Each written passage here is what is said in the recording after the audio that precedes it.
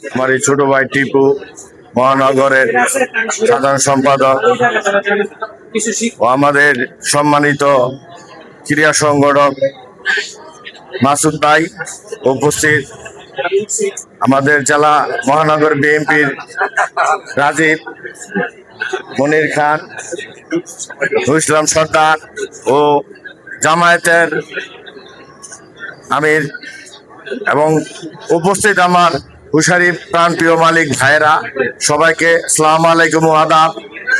আজকে যার মৃত্যুবার্ষিকী আমরা অংশগ্রহণ করতে পেরেছি, যার জন্য আজকে আমরা এই সমিতি সংগঠন পরিচালনা করতেছি, তার এই দয়ায়। কারণ উনি যদি এই দেশের প্রধান সভাপতি, এই প্রেসিডেন্ট না হতো, আমরা আজকে এই জায়গায় আসতে পারতাম না।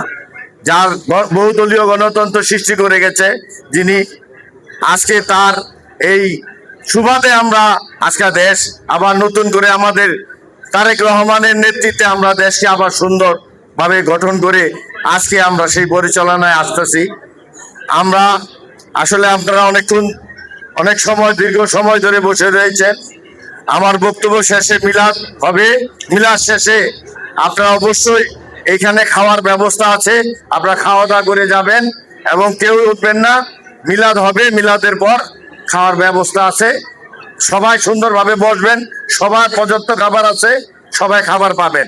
তা আমি আর সময় নষ্ট করতে চাই না। সবাইকে ধন্যবাদ, সব সংগঠনের নেতাদের আমি ধন্যবাদ জানাই, এই কারণে সবাই উপস্থিত হয়েছেন, এজন্য সবাইকে ধন্যবাদ জানিয়ে আমার বক্তব্য শেষ করছি। আসসালামু আলাইকুম।